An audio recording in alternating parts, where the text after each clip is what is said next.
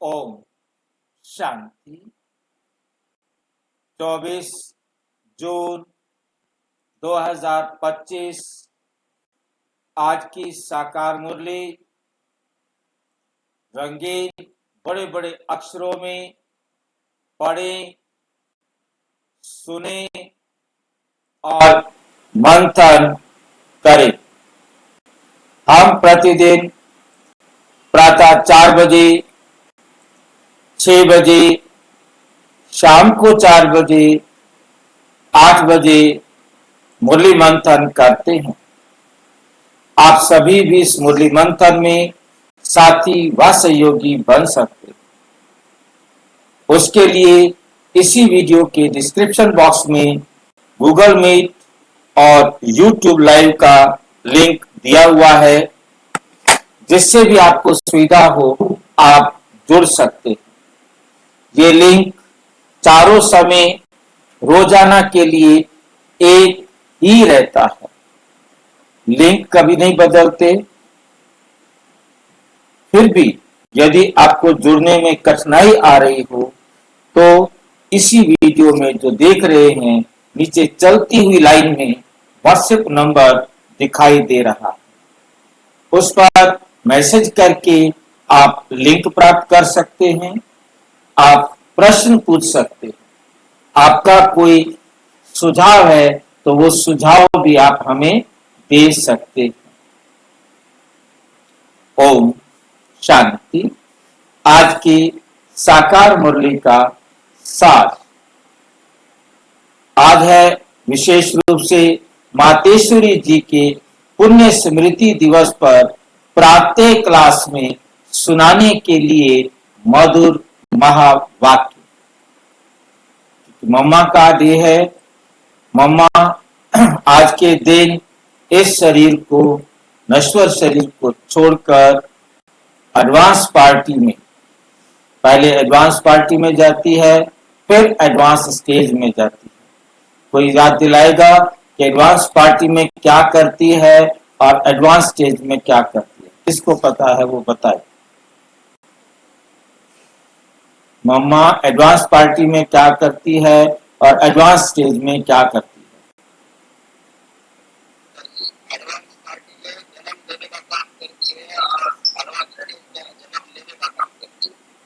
तो जन्म लेना देना तो जो संसार में आया है, कोई माँ बनेगा, कोई बाप बनेगा, जन्म लेगा, जन्म देगा, परंतु कोई बात थोड़ा समझ में, तो सारी आत्माएं करती हैं। भाई जी, जो कृष्ण को जन्म देगी ना, वो इष्ट मतलब, हाँ, वो पहले कृष्ण को जन्म देने वाली बनेगी। एडवांस पार्टी में पवित्रता से कृष्ण को जन्म देने वाली बनेगी, फिर शरीर छोड़कर क्या करेगी? खुद जन्म लेगी राधा के रूप। हाँ, ऐसे बोलो, राधा के रूप में जन्म लेगी। पहले कृष्ण को जन्म देगी, फिर राधा के रूप में जन्म लेगी। तो हम क्या समझ सकते हैं, वो माँ बनेगी या बाप बनेगी? वो बाप बना होगा। क्यों कहते हो कि वो बाप बनेगी? माँ नहीं बन सकती? पालन पोषण तो माँ ही करती है ना भाई जी। हाँ, फिर तो माँ भी तो बन सकती है ना। क्या कहेंगे अब? क्यों, क्या तर्क देना चाहते हो कि वो बाप बनेगी? बाकी सच तो हम जानते नहीं क्या बनेगी, पर तो हम वो तो नहीं पता, लेकिन माँ का रोल ज्यादा होता था, बाप कुछ नहीं समझ सकते।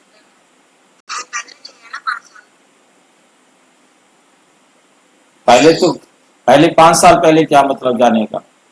5 साल पहले गई, उससे कोई फर्क पड़? मम्मा गई, विश्व किशोर भाऊ गए, ये दोनों गए, उसके बाद जो है बाबा गया। ये दोनों, मम्मा ने एडवांस पार्टी का दरवाजा खोला था कि हम एडवांस पार्टी में जा रहे हैं। इससे पहले कोई गए तो पता नहीं था कि वो एडवांस पार्टी में गए। मम्मा के जाने का बताया कि वो एडवांस पार्टी में गई है, और विश्व किशोर भाऊ गए तो वो बताया कि वो एडवांस पार्टी में गए। और उसके साथ ये दोनों का काम हमेशा क्या रहता था कि कोई भी जगह पर बाबा के जाने से पहले ये वहां जाकर वातावरण तैयार करते और उसके बाद बाबा वहां पर जाते थे।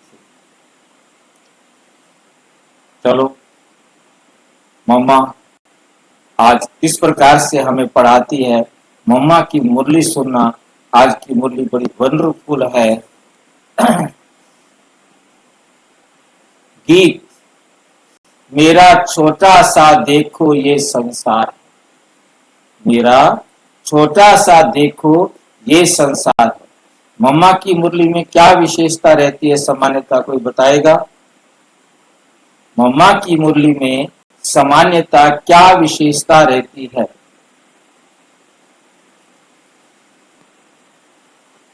मम्मा की मुरली में सामान्यता क्या विशेषता होती है? विशेषता, मुरली की विशेषता बताओ। बाबा की मुरली, मम्मा की मुरली में अंतर।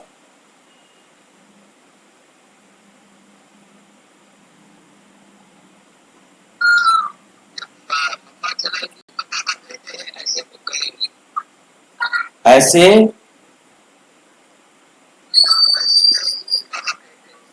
तो ब्रह्मा बाबा भी तो यही कहते हैं, बाबा कहते हैं। खैर, मम्मा की मुरली की विशेषता यह है कि मम्मा एक टॉपिक लेती है, बस उसी पर ही मुरली चलाती है। बीच में ये नहीं कि बाबा अभी 2 लाइन में तो यहाँ की बात कर रहा है, 2 लाइन में आगे पता नहीं कौन सी नई बात ले आएगा। मतलब एकदम जंप लगाता है, पता ही नहीं चलता कि अभी हम कहाँ बैठे थे और वो कहाँ पर पहुंचा देगा। और मम्मा केवल एक ही टॉपिक को स्पष्ट करेगी। आज का जो इनका टॉपिक है, मेरा छोटा सा देखो ये संसार, अब इसी पर ही मामा ने मुरली चलानी।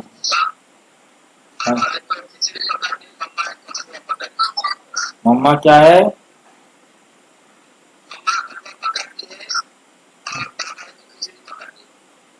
बाबा खिचड़ी पकाते हैं। ठीक है, ठीक है। ये गीत किस समय का गाया हुआ है? मम्मा पूछती है, ये गीत किस समय का गाया हुआ है?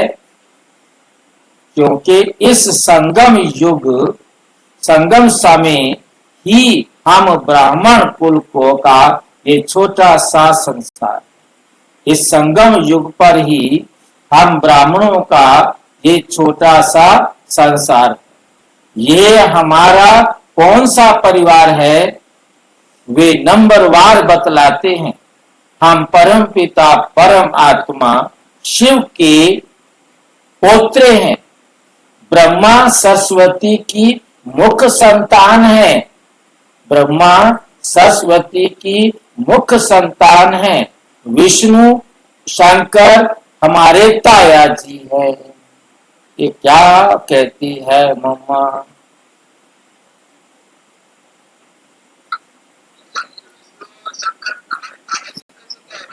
मैं वही तो रुक गया हूँ, मुरली में क्या कर रही है मम्मा आज?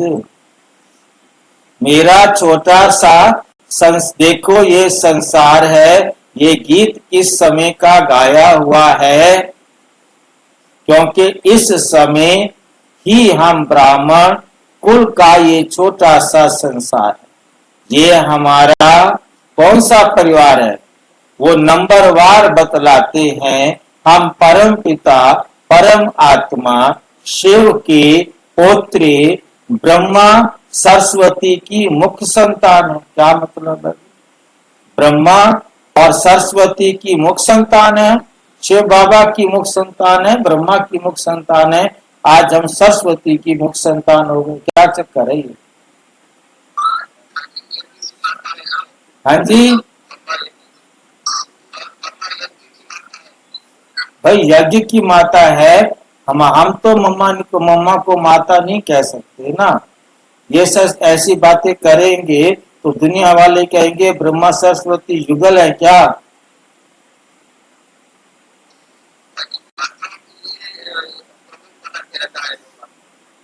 मम्मा की ऐसी बातें युगल बनाने वाली, गड़बड़ भ्रम फैलाने वाली हो जाती है ना। ब्रह्मा सरस्वती ऐसा क्यों बोला? क्योंकि मम्मा को ये नशा था, जैसे ब्रह्मा बाबा को नशा था मैं सबका बाप हूं, तो मम्मा को भी ये नशा था मैं सबकी मां हूं, मैं सबकी मां।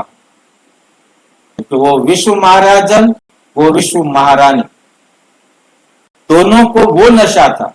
वर्तमान का कुछ मतलब नहीं, वर्तमान में कोई चीज का बात नहीं, सिर्फ एक ही नशा था कि हम क्या हैं, वो विश्व, उसको नशा था कि मैं विश्व महाराजन हूं, और उसको नशा कि मैं विश्व महारानी, और सब हमारे बच्चे मुख संतान है। और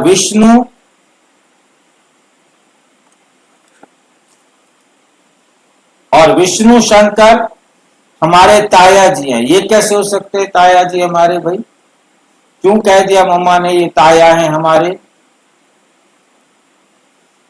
क्यों कहा मम्मा ने कि विष्णु शंकर ताया हैं? ताया जी क्या होता है? छोटा होता है, बड़ा होता है?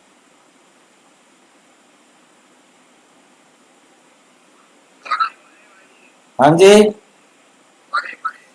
बड़ा भाई, बड़े वाले भाई, पापा के बड़े भाई, ब्रह्मा के बड़े भाई। बताओ ये विष्णु और शंकर ब्रह्मा के बड़े भाई है कि छोटे भाई है?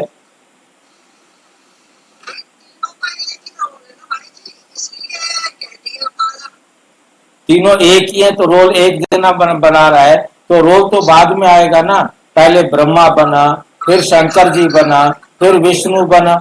यदि बनते भी हैं, रोल भी आते हैं, तो पहले पहले तो रोल ब्रह्मा का आता है। तो ये विष्णु और शंकर ताया कैसे होंगे? काका होंगे तो छोटे हो जाएंगे ना।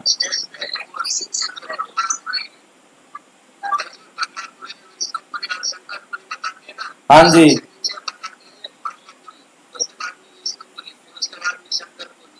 ठीक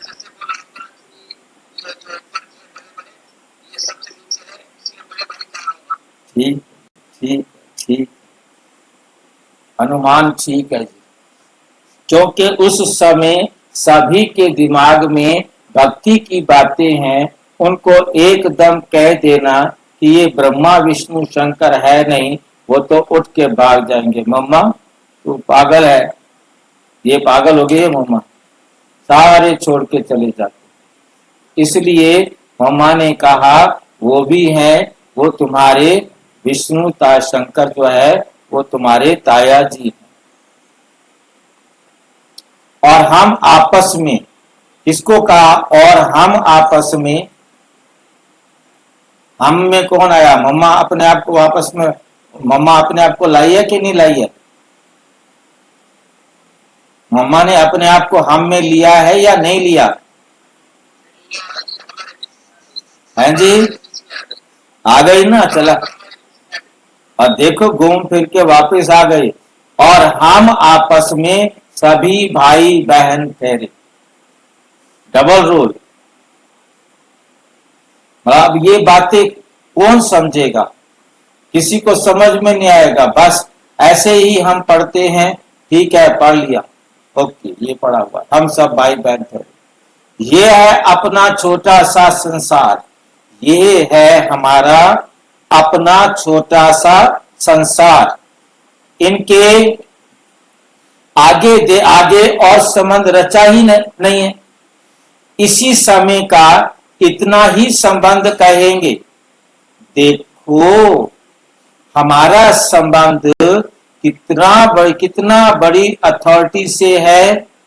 हमारा संबंध कितना बड़ी अथॉरिटी से है। हमारा ग्रैंड पापा, पापा नहीं बोला पप्पा, बोलने का तरीका भी देखो। मम्मा उस समय मम्मा पप्पा, ये अंग्रेजी स्कूल में पढ़ने का फायदा था, क्योंकि बॉम्बे में ये इंग्लिश मीडियम थी। फिर यहाँ आकर कराची में आकर प्रकाशमणि दादी के साथ एक ही स्कूल में एडमिशन लिया। ये एक ही डेस्क पर बैठती थी दोनों, मम्मा भी और दादी प्रकाशमणि भी, क्लास फेलो थी। और पहले दादी प्रकाशमणि आई, अगले दिन गई और मम्मा को भी पकड़ के ले, आ जा तू मेरे साथ चल। और फिर ऐसे आए, वापिस सर्टिफिकेट लेने नहीं गए 10वीं का, क्या हम फेल हुए पास हुए क्या होगा, कोई मतलब नहीं। इतना पागल हो गए, इतना दीवाने हो गए कि फिर पीछे जाकर ये नहीं सोचा कि हम 10वीं का सर्टिफिकेट ले लें।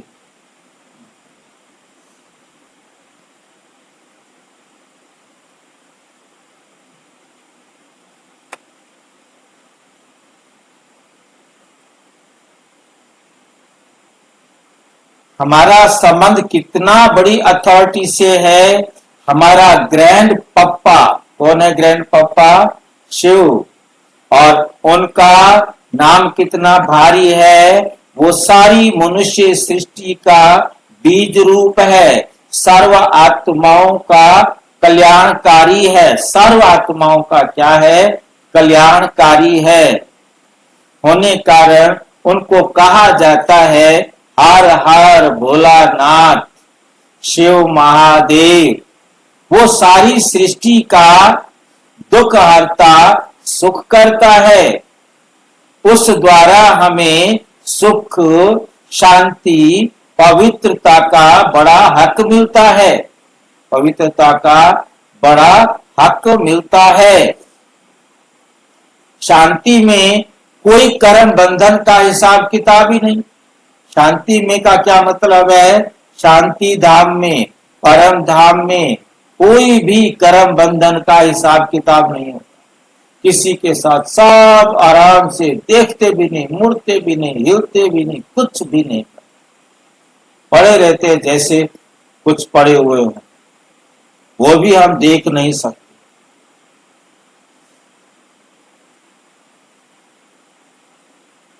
परंतु ये दोनों वस्तु पवित्रता के आधार पर रखते हैं। कौन सी दोनों वस्तु? दुख हरता, सुख करता है, उस द्वारा हमें सुख, शांति, पवित्रता का बड़ा हक मिलता है। शांति में फिर कोई कर्म बंधन का हिसाब किताब नहीं। परंतु ये दोनों वस्तु, कौन सी दोनों वस्तु? फिर पवित्रता के आधार पर मिलती हैं। पवित्रता के आधार पर कौन सी दो चीजें मिलती है? सुख और शांति। सुख और शांति दो चीजें हमें पवित्रता के आधार पर मिलती है।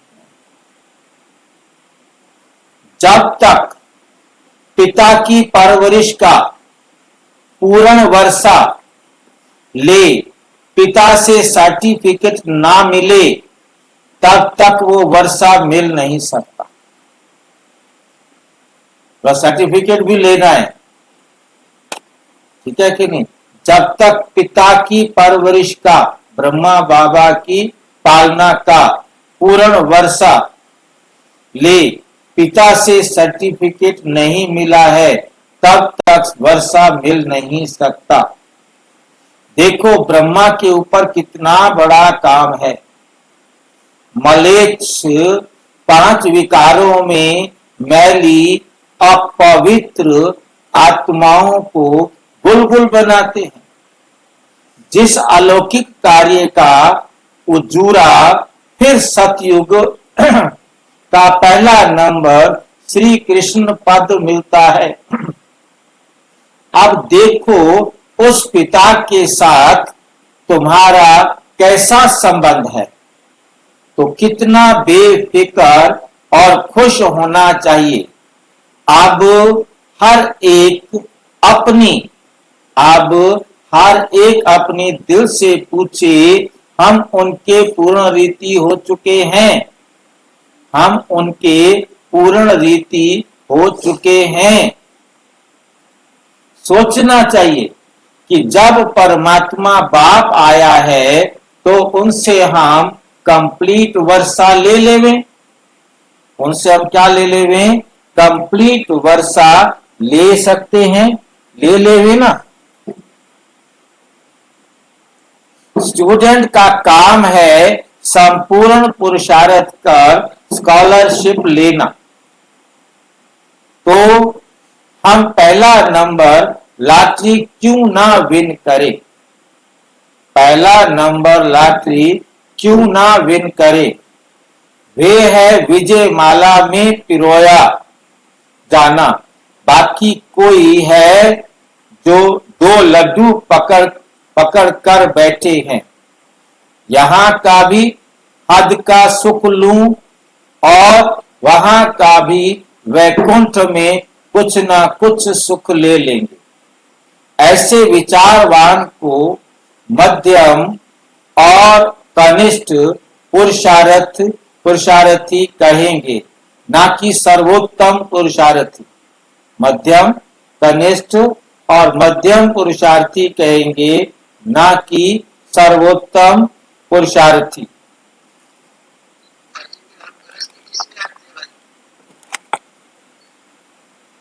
गृहस्थी का मतलब क्या? गृहस्थी का मतलब क्या?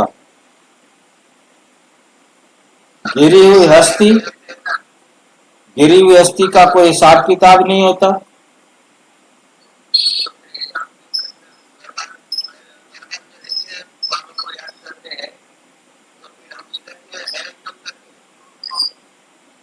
मम्मा ने कह दिया कि दो लड्डू पकड़ कर बैठे हैं, इधर वाला भी लड्डू पकड़ के बैठे, उधर वाला भी लड्डू पकड़ के बैठे। तो जो दो लड्डू पकड़ेगा वो कनिष्ठ या मध्यम कहलाएंगे, वो उत्तम नहीं, ना कि सर्वोत्तम। वो कनिष्ठ और मध्यम पुरुषार्थी कहलाएंगे।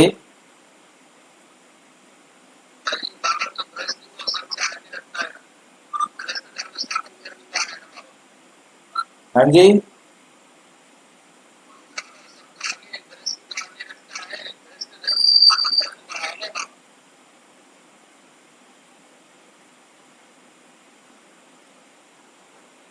गृहस्थ धर्म की बात नहीं है भाई जी। बात यहाँ है कि आप संसार के अंदर विकारों में भी जाते रहो और पवित्रता के लिए बाबा को भी पकड़े रहो, जितना जैसे होगा। गृहस्थ के अंदर हमारा परिवार में रह करके पवित्र रहना जरूरी है। विकारों में जाना, विकारों से अपने आप को बचाना, इस पर बात की जा रही है।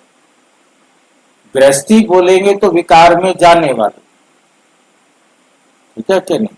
गृहस्थी शब्द है गिरी हुई हस्ती। हमें गिरी हुई हस्ती नहीं बनना है। हमने अपने आप को विकारों में नहीं भेजना है। हम परिवार में रहते हुए, प्रवृत्ति में रहते हुए बाबा की श्रीमत पर चलना। यदि हम बाबा की श्रीमत पर प्रवृत्ति को चला रहे हैं तो हम सर्वोत्तम बन सकते। यदि हम प्रवृत्ति में रहते हुए विकारों को नहीं छोड़ पा रहे हैं तो हमने दो लड्डू रखे हुए। एक विकारों वाला लड्डू भी रखा है और एक न पवित्र बनने वाला भी लड्डू रखा है। अब वो कौन सा अधिक या कम हो जाता है, फिर उसी हिसाब से उसको पद मिल जाएगा। परंतु सर्वोत्तम पुरुषार्थी की गिनती से उसे बाहर निकाल दिया। वो मध्यम या कनिष्ठ पुरुषार्थी कहेंगे। जब बाप देने में आनाकानी नहीं करता, तो बाबा कहते मैं कोई देने में आनाकानी कर रहा हूं, तुम जितना लेना चाहो ले लो। जब बाप देने में आनाकानी नहीं करता तो लेने वाले क्यों करते हैं?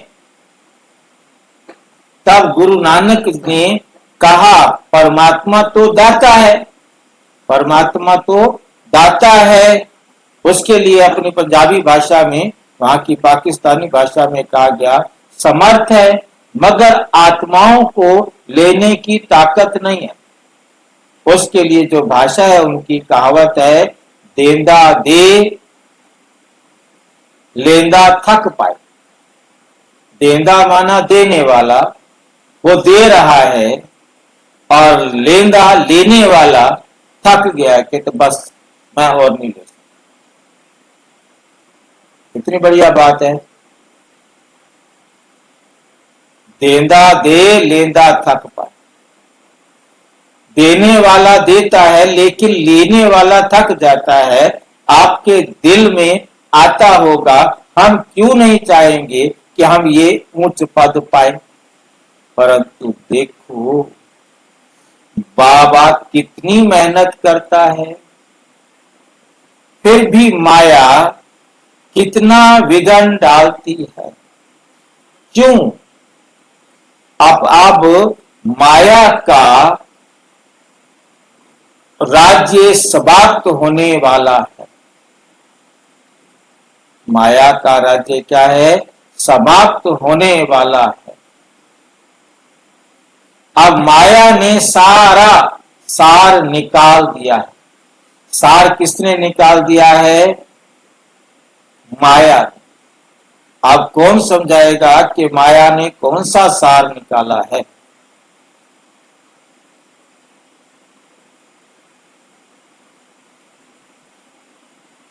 माया ने कौन सा सार निकाला है? कोई सार निकाला है माया ने? हाँ जी, हाँ, रस निचोड़। कौन सा रस निचोड़ लिया माया ने? ज्ञान, प्रेम, शांति, आनंद, सुख, सारे गुणों का जो रस था वो सारा निचोड़ दिया, सारा खाली कर दिया और खुद वहां बैठ गई। ठीक है कि नहीं? तो सारे निकाल दिए। हमारे अंदर अब कोई ज्ञान नहीं, प्रेम नहीं, शांति नहीं, आनंद नहीं, सुख नहीं, कोई गुण नहीं। हाँ जी,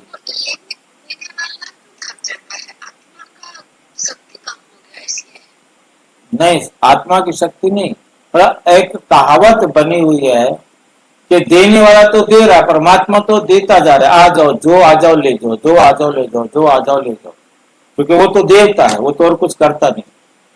वो देवता है, वो सबको दे रहा है। वो तो लेने वाले कहते हैं आज फुर्सत नहीं है मुरली सुनने की, थक गए, हम बहुत ज्यादा काम कर लिया, आज शादी में जाना पड़ा, रात को जागना पड़ा, अब नहीं हो सकता, आज की मुरली की छुट्टी।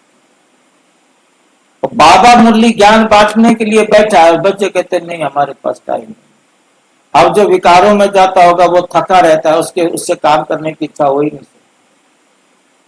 जो विकार क्रोध में सड़ता रहता है, जलता रहता है, ईर्ष्या में, बदले की भावना में, अंदर तूफान चलते रहते हैं, वो क्या करेगा?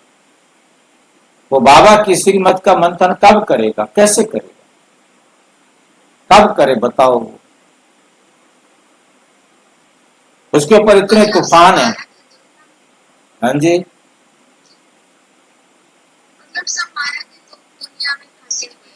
हाँ, सब फंसे हुए। वही, हाँ, इसलिए बाबा कह रहे हैं, मतलब कि ना सार निकाल दिया है माया ने, तब ही परमात्मा आता है।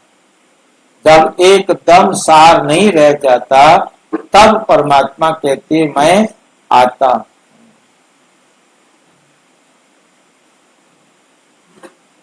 उसमें सब रस समाया हुआ है और परमात्मा के अंदर क्या है?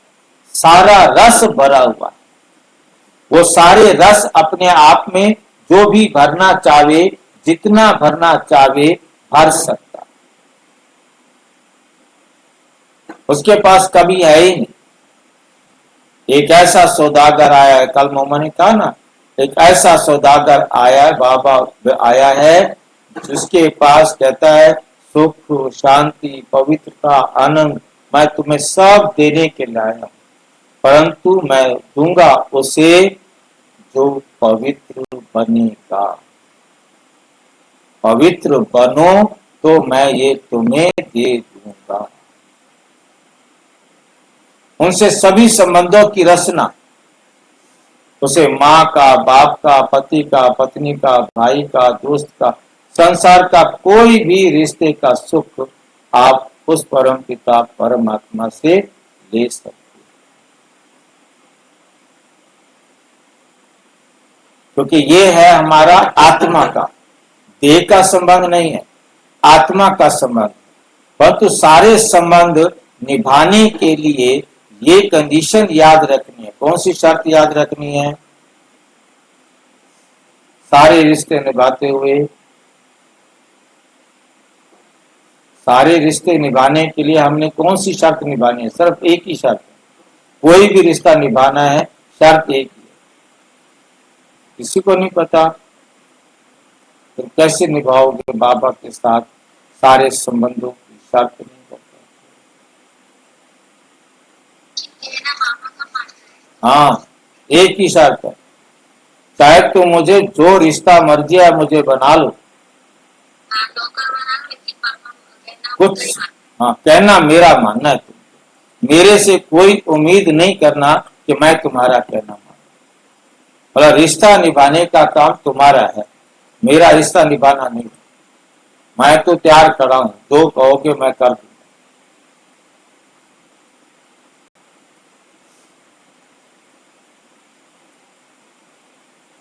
मैं अपना पार्ट एक्यूरेट बजाता हूं, परंतु मैं तुम्हारा कहना नहीं मानता।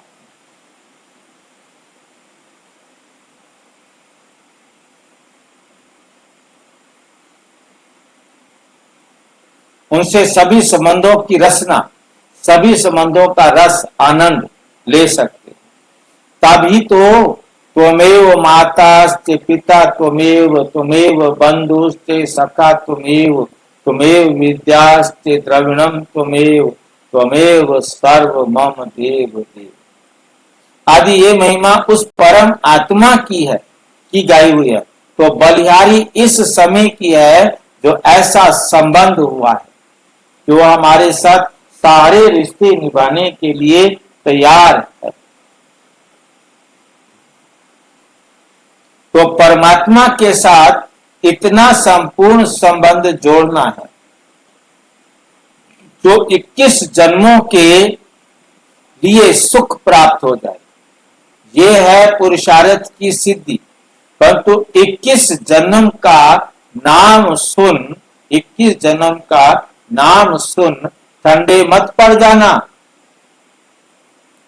ऐसे नहीं सोचना कि 21 जन्मों के लिए इतना इस समय पुरुषार्थ भी करें, फिर भी 21 जन्मों के बाद गिरना ही है।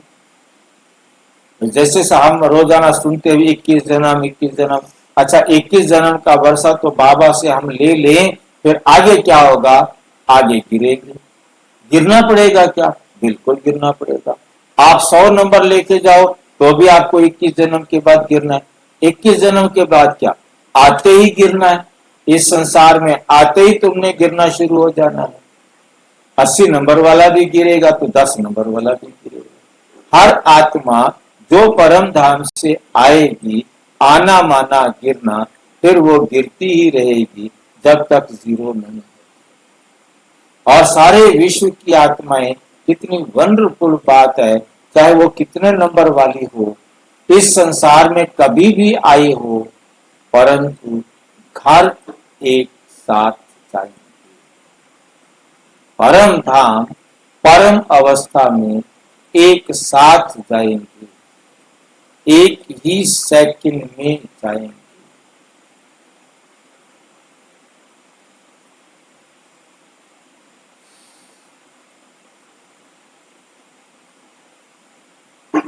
तो 21 जन्मों के बाद गिरना ही है, तो सिद्धि क्या हुई?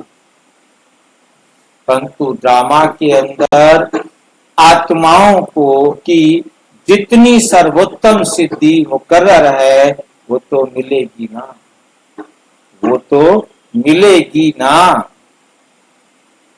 बाप आकर के हमें संपूर्ण स्टेज पर पहुंचा देता है, परंतु हम बच्चे बाबा को भूल जाते, तो जरूर गिरेंगे। इसमें बाप का कोई दोष नहीं है। अब कमी हुई तो हम बच्चों की सतयुग त्रेता का सारा सुख इस जन्म के पुरुषार्थ पर आधार रखता है। बच्चों की सतयुग त्रेता का सारा सुख इस जन्म के पुरुषार्थ के आधार पर रहता है। और जो इस समय हम जन्म लेते हैं, इस समय जो पुरुषार्थ हम करते हैं, उसके हिसाब से हमको फल मिलता है। तो क्यों ना संपूर्ण पुरुषार्थ कर अपना सर्वोत्तम पाठ बजाएं। क्यों ना पुरुषार्थ कर ये वर्षा लेवें। पुरुषार्थ मनुष्य सदा सुख के लिए ही करते हैं, सुख दुख से न्यारे, सुख दुख से न्यारे होने के लिए कोई पुरुषार्थ नहीं करता। सुख दुख से न्यारे होने के लिए कोई पुरुषार्थ नहीं करता। वो तो ड्रामा के अंत। हाँ जी बोलो।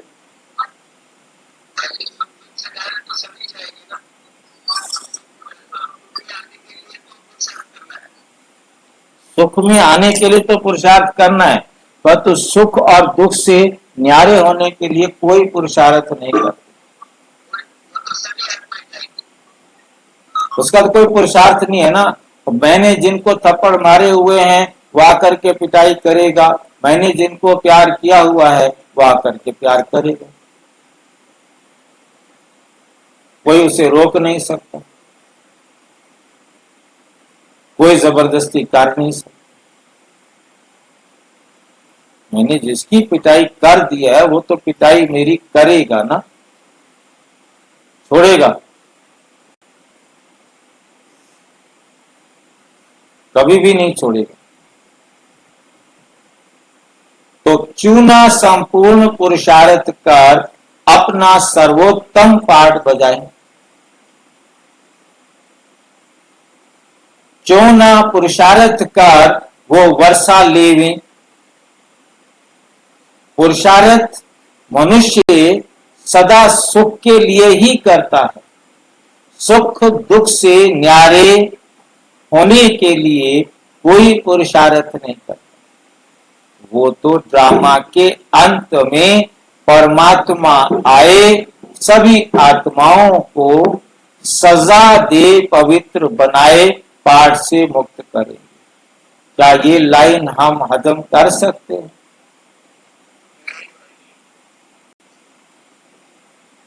हमारे को तो हजम नहीं हो सकती। क्या करें? सभी आत्माओं को सजा दे, परमात्मा आकर क्यों सजा देंगे? हर एक आत्मा अपने कर्मों का फल भोगेगी, हिसाब बराबर करेगी, तो पवित्र बनेगी और पाठ से मुक्त होगी। ये तो परम आत्मा का कार्य है। परमात्मा का ये कार्य है ही। वो अपने मुकर्रर समय पर आपे ही आकर बताता है। अब जब आत्माओं को फिर भी पाठ में आना ही है, आना ही पड़ेगा, तो क्यों ना सर्वोत्तम पाठ बजाएं, सबसे ऊंचा पाठ बजाएं। मनुष्य सृष्टि को सुखदायी बनाने वाला बाप जानता है कि मनुष्य सृष्टि सुखदायी कैसे बनेगी।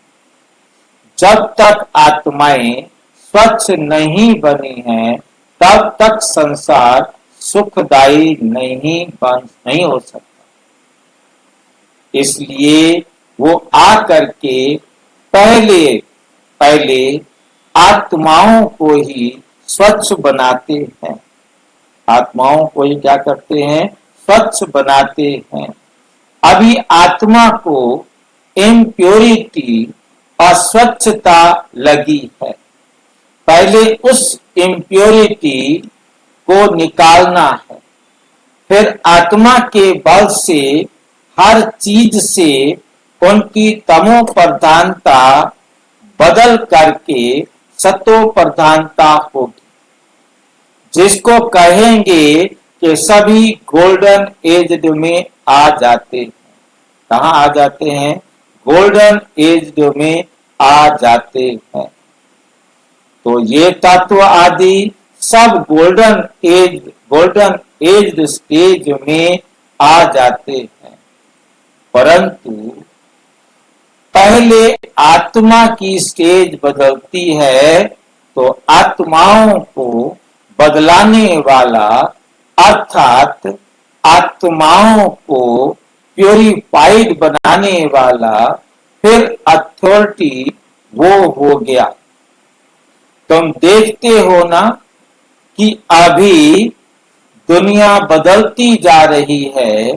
पहले तो अपने को बदलना है।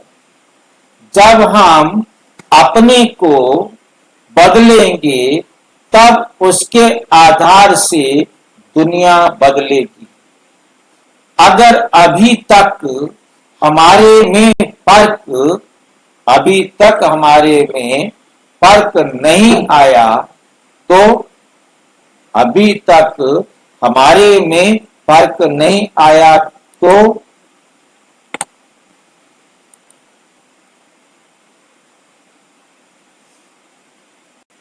फिर दुनिया कैसे बदलेगी भाई?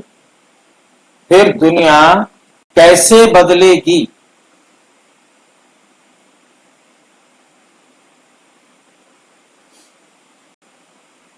इसलिए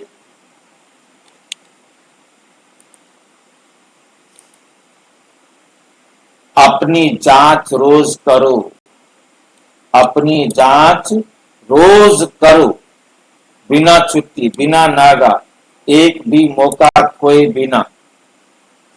जैसे पोता मेल रखने वाले रात को अपना खाता देखते हैं, जो पोता मेल रखते हैं वो रात को अपना खाता चेक करते हैं, रोजाना चेक करते हैं, कितना फायदा हुआ, कितना घाटा हुआ ना, आज क्या जमा हुआ, सब अपना हिसाब रखते हैं।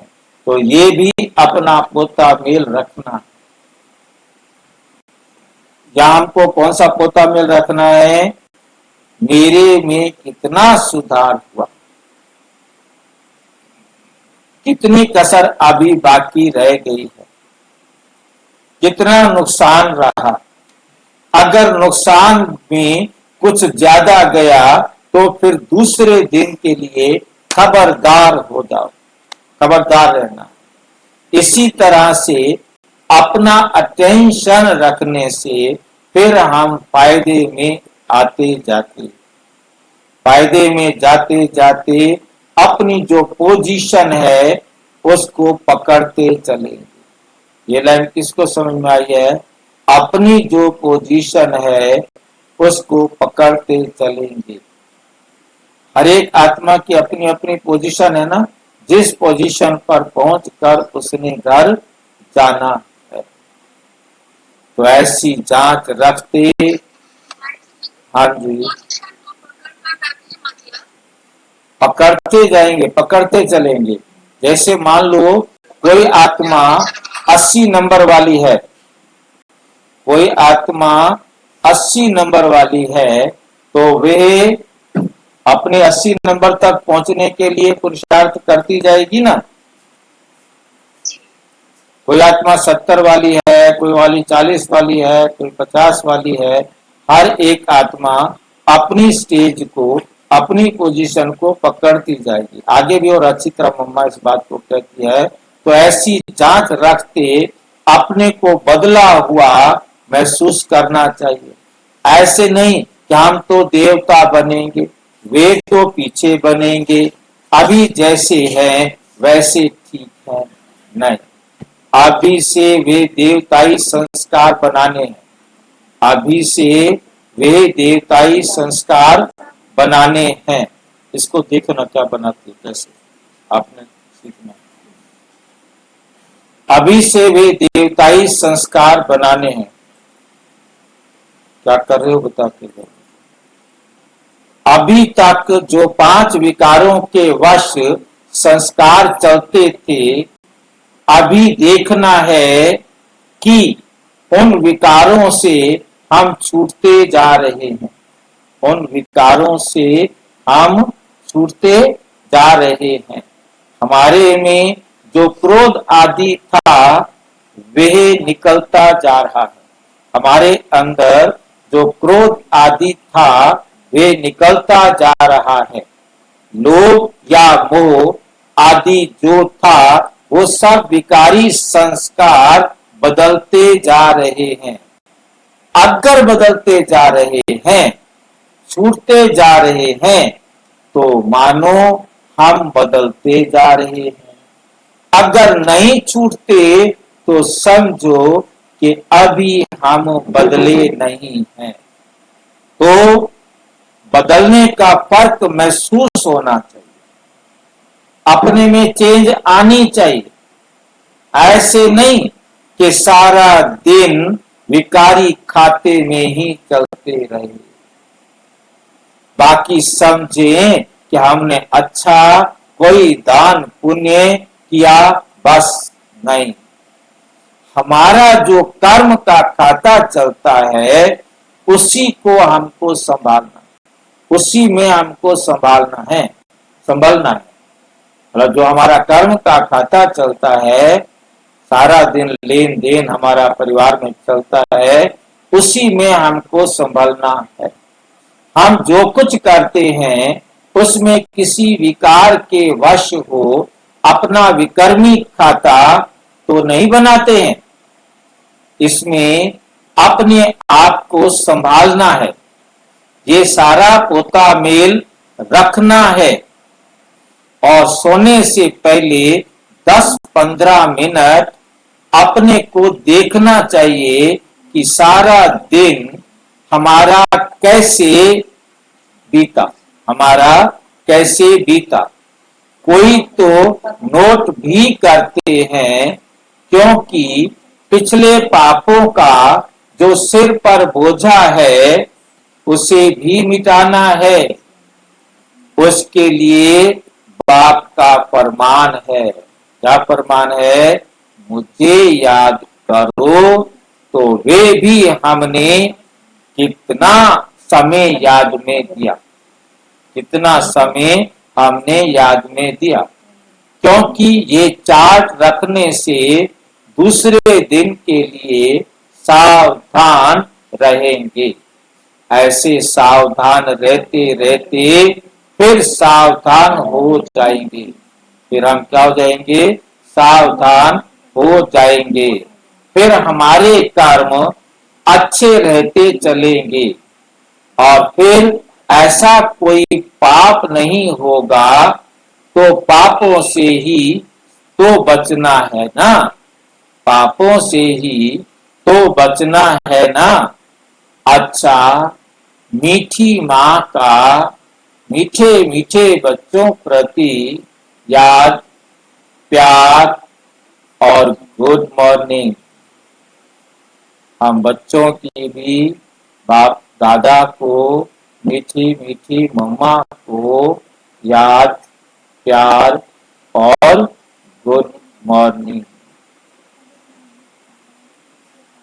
अब अगला जो है हमारे पास, संदेशी तन के द्वारा सरस्वती माँ से अव्यक्ति प्रभु का मिलन एवं संवाद। ये बात क्या है कि जब मम्मा ने शरीर को छोड़ दिया, मम्मा ने जब शरीर को छोड़ दिया और जब संदेशी ऊपर गई संदेश लेने के लिए, उस समय मम्मा और बाबा की बात है। अव्यक्ति प्रभु का मिलन एवं संवाद। ठीक है कि नहीं? क्या चर्चा हुई? बेटी श्री राधे, देखो तेरे पास कौन आए पधारा है। अब इससे तो ये लगता है कि नीचे की बात, ठीक है कि नहीं? संदेश ऊपर लेने जाया जाता है और यहाँ पर नीचे की बात है। अब कैसे बाबा और मम्मा की बात कहाँ होती है, ये स्पष्ट नहीं हो पाता। जब हम संदेश को देखते हैं जो पहला दिया है, संदेशी आखिर संदेश लेने के लिए गई है, अच्छा नहीं स्पष्ट कर रहा है, संदेशी के तन द्वारा। संदेशी के तन द्वारा समझ रहे हैं, मतलब बाबा संदेशी के शरीर में आ गए। अब समझ में आ रही है बात। संदेशी के तन द्वारा सरस्वती माँ से अव्यक्ति प्रभु मतलब शिव बाबा, ब्रह्मा बाबा तो नित्य ही है, शिव बाबा प्रभु का मिलन एवं संवाद। मतलब जैसे गुलजार दादी, अब वह संदेशी उस समय कौन है मैं नहीं जानता, यहाँ कोई जिक्र नहीं मिल रहा, परंतु ये समझ लो कि जैसे गुलजार दादी संदेशी है और वो संदेश लेने गई है और बाबा उसमें आकर मम्मा के साथ बात कर रहे हैं। जैसे गुलजार दादी के तन में आकर बाबा मुरली चलाते, ऐसे उस समय दादी गुलजार के तन में आकर, ब्रह्मा बाबा भी बैठे, गुलजार दादी के तन में आकर मम्मा से वार्तालाप कर रहे हैं। अब समझ में आइएगा, क्योंकि पहली बार हमारे सामने। हाँ जी बोलो। ये उस समय की है जब मम्मा अभी अव्यक्त नहीं हुआ था, मम्मा अभी यहीं पर था, उस समय की ये बात है। संदेशी के तन पर देखिए ना, समझ में आएगा। एक एक शब्द को हम ध्यान से पढ़े तो समझ में आएगा, लेकिन पहले नहीं समझ में आ रहा था। अब एक एक शब्द को हम ध्यान से देख रहे हैं तो मतलब समझ में आ गया। संदेशी के तन द्वारा सरस्वती माँ से अव्यक्ति प्रभु का मिलन एवं संवाद।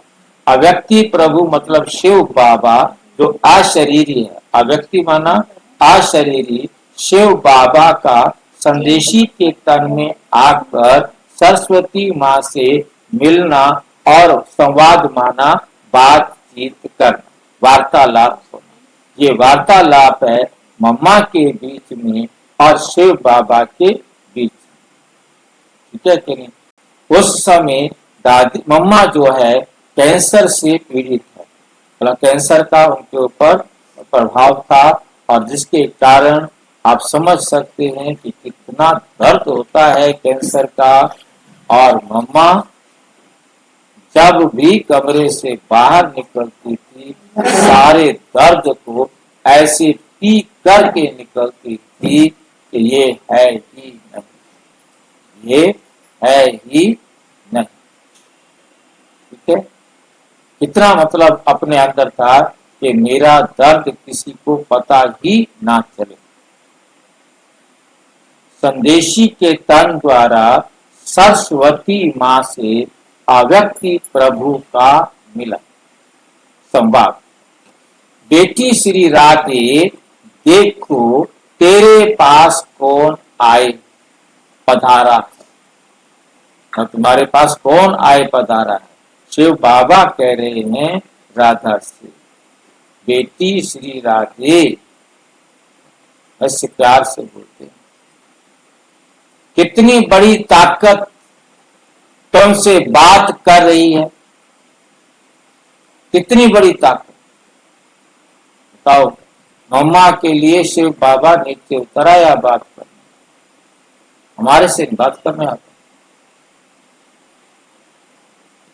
हम सगे बच्चे नहीं है ना बाबा के।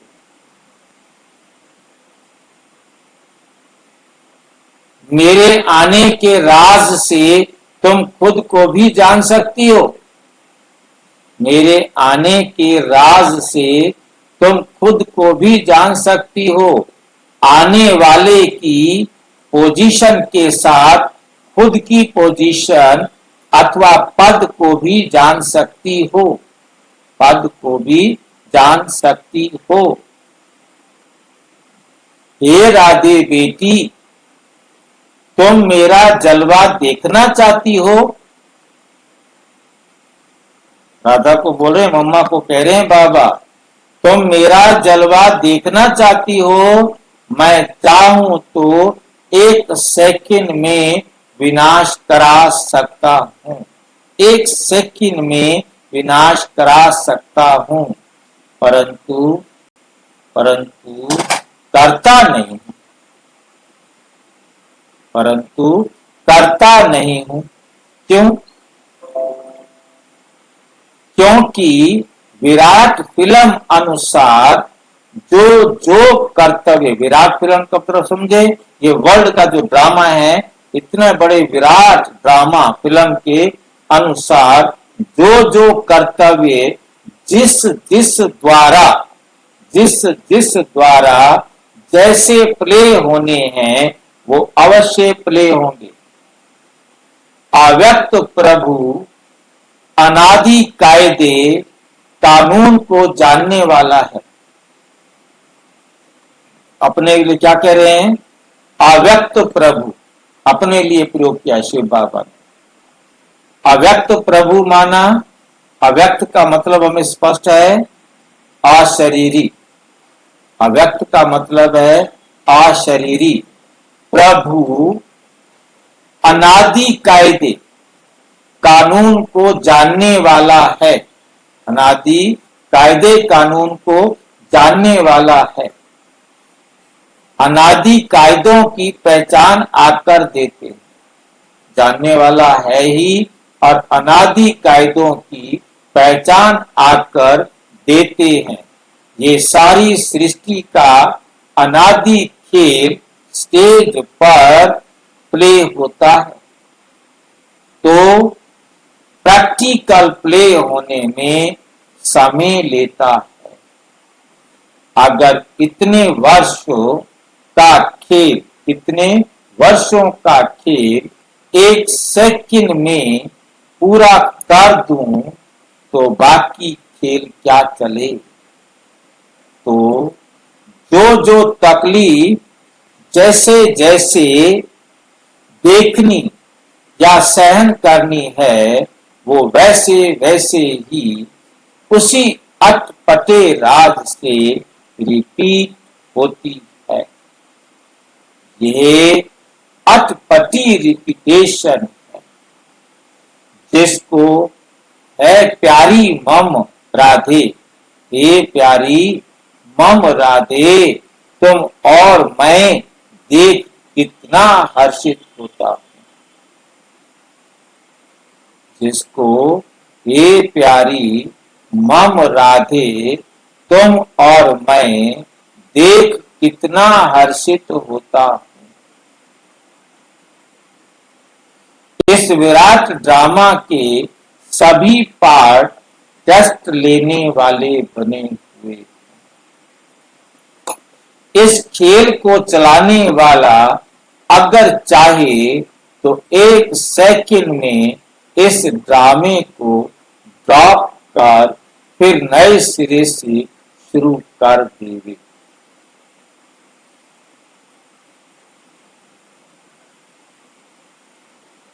परंतु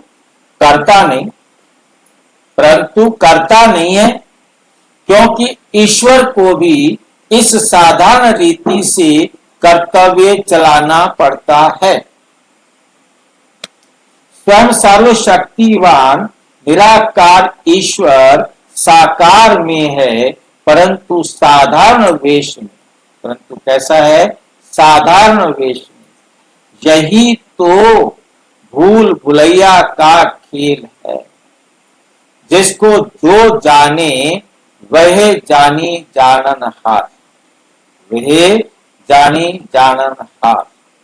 बेटी श्री राधे प्रिय वत्सों को ये सहन करने का मार्ग भी अवश्य तय करना है। लाइन समझ में आ रही है? प्रिय वत्सों को ये सहन करने का मार्ग भी अवश्य तय करना है। कि मम्मा को कैंसर है, बहुत तकलीफ है, और उसको बाबा आकर उसका कैंसर ठीक नहीं कर रहा, कह रहा है मैं तुम्हारा बाप हूं, परंतु क्या कह रहे हैं साथ में? प्रिय वत्सों को ये सहन करने का मार्ग भी अवश्य तय करना है। प्यार नहीं है बाबा को किसी से भी। हाँ हाँ जी,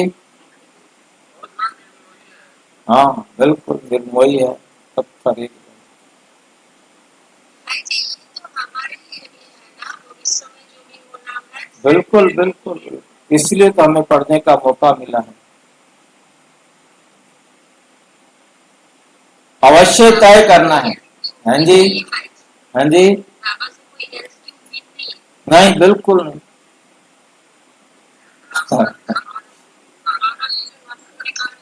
वही बहुत बड़ा लेता है नहीं, कोई उम्मीद नहीं है। मतलब कैंसर है, दर्द है, उसको आके क्या करे, सहन करने का मार्ग भी अवश्य तय करना है, तुम्हें तय करना है। कितना देखो ना, मैं पता नहीं क्यों भगवान के अंदर विश्वास रखते हैं, पूजा कर रहे हैं, पता नहीं। माफी है ही नहीं। हाँ, यद्यपि मैं चाहूं, कह रहे हैं सामने सामने, यद्यपि मैं चाहूं तो अपने वत्सों प्रति इसे सहज मार्ग भी बना सकता हूं, क्योंकि साक्षात्कार कराने की चाबी मेरे हाथ में है। अगर किसी भी धनवान भगत को किसी देवता का साक्षात्कार करा दूं तो वह अपना सारा धन ले यज्ञ में आ जाएगा, या ये लो सारा धन, ये ले लो, तुम ले लो, स्वाहा कर देंगे, क्योंकि ईश्वर तो सभी धनवानों का धनवान है। लेकिन तेरा पिता चाहता है कि मैं अपने बैगर्स प्रिय वत्सों को प्रिंस और प्रिंसेस बनाऊं। तेरा पिता रोग भी रखा, अधिकारी पूरा रखा हुआ, चाहता है कि मैं अपने बैगर्स प्रिय वत्सों को प्रिंस और प्रिंसेस बनाऊं।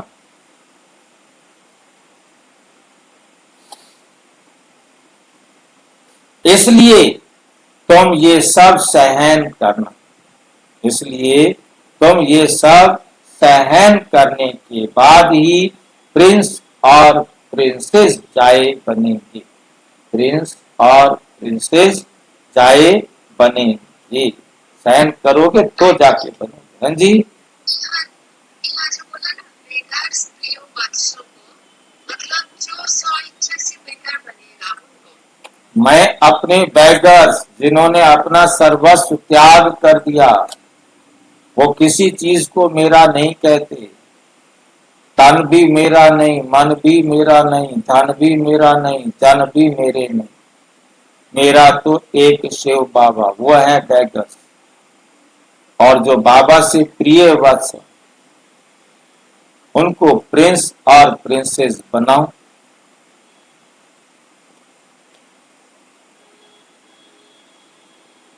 इसलिए तुम ये सब सहन करने के बाद ही प्रिंस और प्रिंसेस जाए बनेंगे। पिता जानता है कि वत्सों को ये सहन करने का मार्ग अवश्य तय करना, वत्सों को ये सहन करने का मार्ग अवश्य तय करना है, क्योंकि सहन करना ये ईश्वरीय व देवी गुण है। इसलिए जिसमें ही खुशी समाई हुई है, इस गुण से ईश्वरीय सुख महसूस होता है। सहन करते भी तुम कितनी मौज मनाती हो। ये गोपीनाथ गोपनीय, ये गोपनीय ज्ञान है। ऐसा ना सख्त योगी ही स्थायी सुख को प्राप्त करता है। अभी तो परीक्षाओं का समय नजदीक आ पहुंचा है। हर एक वर्ष आने वाली परीक्षाओं को इन एडवांस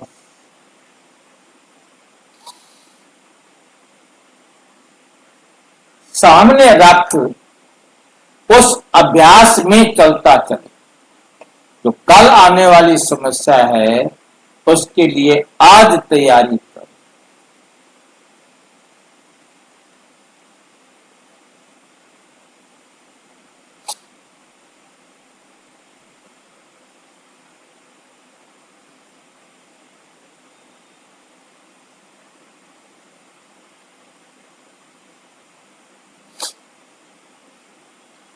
परीक्षाओं को इन एडवांस सामने रख उस अभ्यास में चलता चले।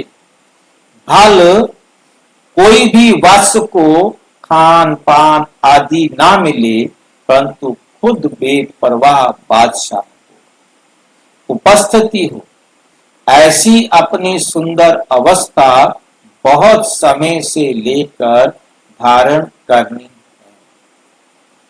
अगर कोई समझता है कि उस समय आपे ही चला जाऊंगा, ये समझ बैठना अपने को धोखा देना। इसलिए पहले से ही सावधान रहना, पहले से ही सावधान हो रहना।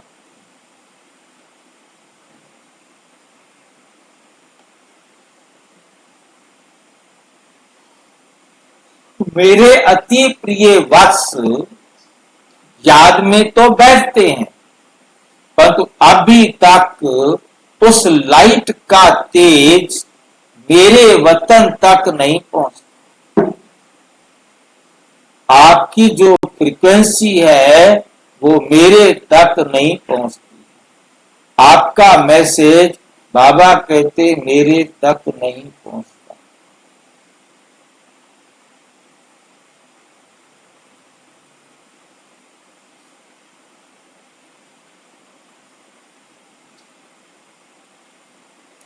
हमारी जो फ्रीक्वेंसी है वो बाबा की फ्रीक्वेंसी के साथ टच करेगी, तब तो मैसेज जाएगा।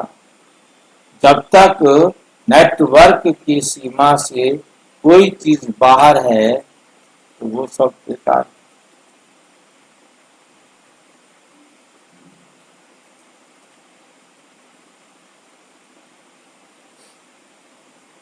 हर एक जब लाइट स्वरूप हो उपस्थित होंगे तो उनके योग का तेज मेरे वतन में आएगा, तभी उन पर एक की संपूर्ण लाइट, एक की हर एक की संपूर्ण लाइट उनमें प्रवेश हो।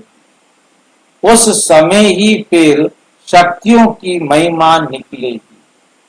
तो हर एक को अपने निश्चय में स्थैर्यम रहना है। जो मैं भी अगर उतारूं तो भी उतर ना सके।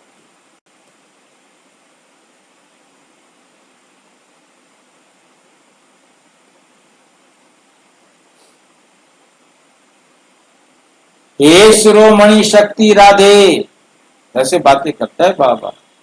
शक्तियों को ज्ञान निष्ठा बल में, ज्ञान निष्ठा बल में और मुख से ज्ञान मुरली बजाने में तैयार रहना चाहिए। तुम्हें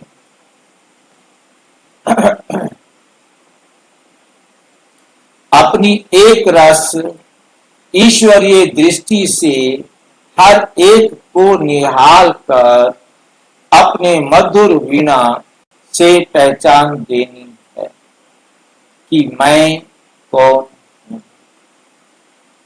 और मेरा पिता कौन है।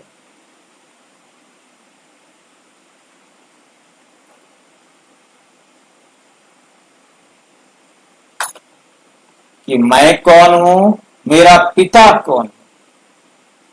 क्या करना, क्या करना? मम्मा को काम दिया है, देखा कैंसर है परंतु उसको काम दिया है।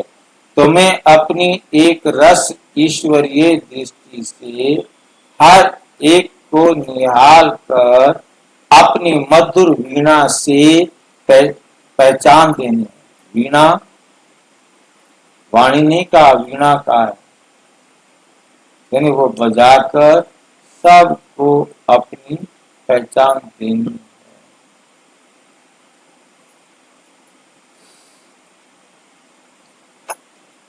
कि मैं कौन हूं और मेरा पिता कौन है। हाँ जी, कैसे ब्रह्मा में भगवान प्रत्यक्ष हुआ है। जो इस अंत के समय डेविल वर्ल्ड को खलास कर अपने निजी देश डीटी वर्ल्ड में ले जा रहा है। अपने निज देश डीटी वर्ल्ड में ले जा रहा है। हे राधे बेटी, कितनी बार कहा होगा आज? हम तो एक बार तो बोल दोगे, हमें भी कह देंगे। जब हर एक की अवस्था दीपक की ललाट सदृश स्थैर्यम रहेगी, तब सूक्ष्म अंत प्रेरणाओं को पकड़कर अपने कार्य में संपूर्ण रीति से सिद्ध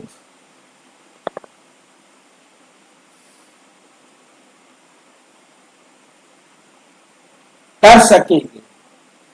जितनी ज्ञान अनुसार अवस्था होगी, उतना ही प्रेरणाओं को पकड़ सकेंगे। जितना उस अवस्था में लगातार रहेंगे, उतना संपूर्ण प्रेरणाएं टच हो सकेंगी। ओहो बेटी राधे, मेरा स्वरूप तो देखो। क्या वत्स मेरे स्वरूप को नहीं देख सकते?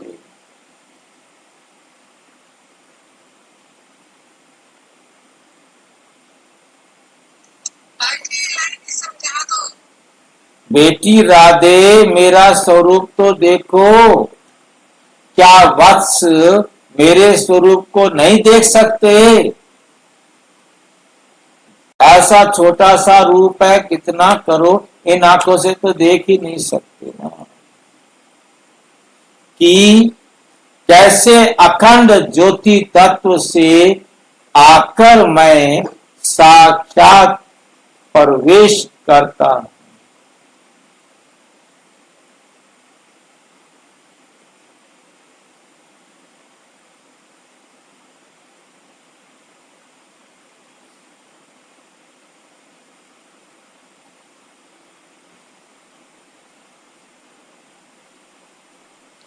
कैसे अखंड ज्योति तत्व से आकर मैं साक्षात प्रवेश हो आए बात करता हूं। मेरे द्वारा ही ये सब साक्षात्कार होते हैं, क्योंकि मैं ही सभी का मूल समूह हूं। देखो, प्रकृति के बीच में चमकती है ज्ञान लाइट। वत्स सिर्फ ये विचार करें कि आहा, जिसको सारी सृष्टि पुकार रही है, वो स्वयं सर्वशक्तिवान ईश्वरीय यज्ञ में है। यज्ञ में हम बच्चों के सम्मुख आए पधारा है। उसकी शीतल गोद में बैठने से हृदय शांत हो जाता है। हाँ जी। बाबा जी बोला कि मैं साक्षात्कार कराता हूँ, तो वो साक्षात्कार ड्रामानुसार में होता है या बाबा कराता है उस टाइम परम धाम से? देखिए, ये जो सूक्ष्म वतन है, सूक्ष्म वतन के अंदर दो बातें हम समझेंगे, एक झूठी और एक सच्ची।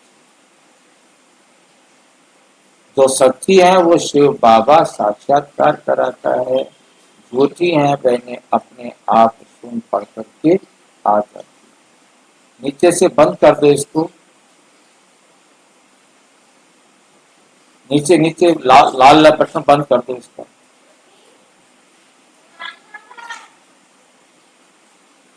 उसकी रचना में क्यों जाऊं, फिर उसको छोड़। अगर रचना को रचने वाला मिल गया तो फिर उसको छोड़, उसकी रचना में क्यों जाऊं, उनके बच्चों के पास क्यों जाऊं। हाईएस्ट में हाईएस्ट अथॉरिटी, सर्व ताकत का खुद मालिक, जिससे सर्व ताकतें प्रकट हुई, मैं उस पहचान में आ गए। तो फिर ये गोद छोड़ना असंभव हो जाएगा। जब उस पहचान में आ गए तो फिर ये गोद छोड़ना असंभव हो जाएगा। जब दी क्रिएटर, ये अंग्रेजी वाला दी है, द क्रिएटर की पहचान आ जाए तब तो समझे कि ये कौन है। समझा शिरोमणि राधे। अच्छा, वरदान सदा अति इंद्रिय सुख के झूले में झूलने वाले। हाँ जी,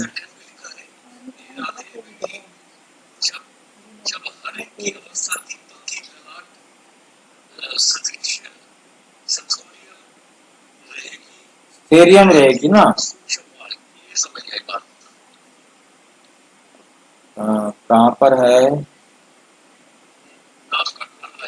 हाँ जी, आखिरी से लास्ट से कर, लास्ट से है ना, शिरोमणि राधे। समझा, इससे एक पैराग्राफ पहले।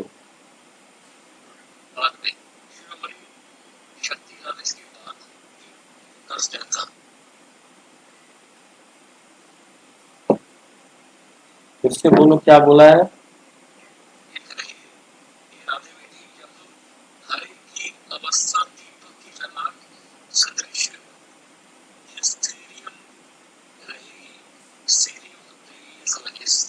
स्टेरियम माना स्थिर। हे राधे बेटी, जब हर एक की अवस्था दीपक की ललाट जो थे ना, सदृश स्टेरियम।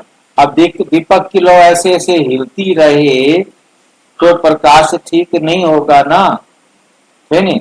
स्टेरियम रहेगी तब सूक्ष्म स्थिर। हाँ, तब सूक्ष्म अंत प्रेरणाएं, जो बाबा से सूक्ष्म अंत प्रेरणाओं को पकड़कर अपना कार्य संपूर्ण रीति से सिद्ध कर सके। जिसकी लौ जो है स्थिर होगी तब तो उसको मैसेज समझ में आ जाएगा, मैसेज खुल जाएगा। और यदि समझ में नहीं आया तो नहीं खुलेगा।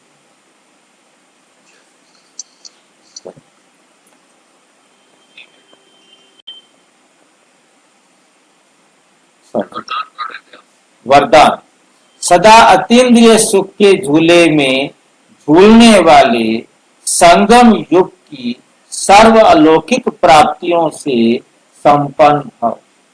जो बच्चे अलौकिक प्राप्तियों से सदा संपन्न हैं, वो अतीन्द्रिय सुख के झूले में झूलते रहते। जैसे जो लाडले बच्चे होते हैं उनको झूले में झुलाते, ऐसे सर्व प्राप्ति संपन्न ब्राह्मणों का झूला अति इंद्रिय सुख का झूला है। इसी झूले में सदा झूलते रहो। कभी भी देह अभिमान में नहीं आना। जो झूले से उतरकर धरती पर पांव रखते वो मैले हो जाते, वो मैले हो जाते हैं। ऊंच के ऊंच बाप के स्वच्छ बच्चे सदा अतीन्द्रिय सुख के झूले में झूलते मिट्टी में पांव नहीं रख सकते, मिट्टी में पांव नहीं रख सकते। स्लोगन है, मैं त्यागी हूं। मैं, ये मैं जो है ना, मैं त्यागी हूं, इस अभिमान का त्याग ही सच्चा त्याग है।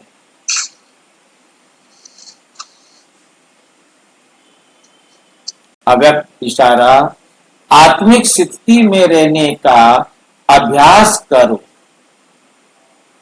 अंतर्मुखी बनो।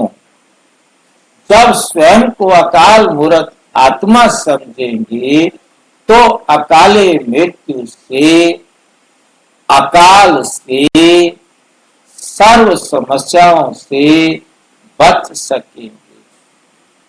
मानसिक चिंताएं मानसिक परिस्थितियों को हटाने का एक ही साधन है।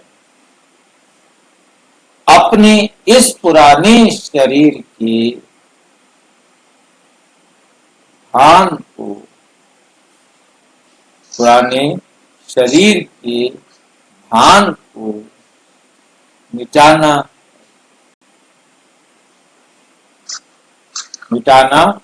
है। देह अभिमान को मिटाने से सर्व परिस्थितियां मिट जाएंगी। सारी परिस्थिति, जो भी दुख देने वाली परिस्थितियां चारों तरफ हैं, वो सब मिट जाएंगी।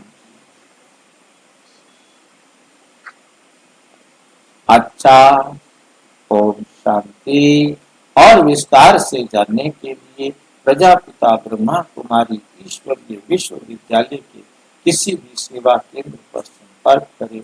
और यदि कोई प्रश्न है तो 9213106986 पर केवल टेलीग्राम करें। 96506972 पर केवल 2270 पर केवल व्हाट्सएप करें। ओम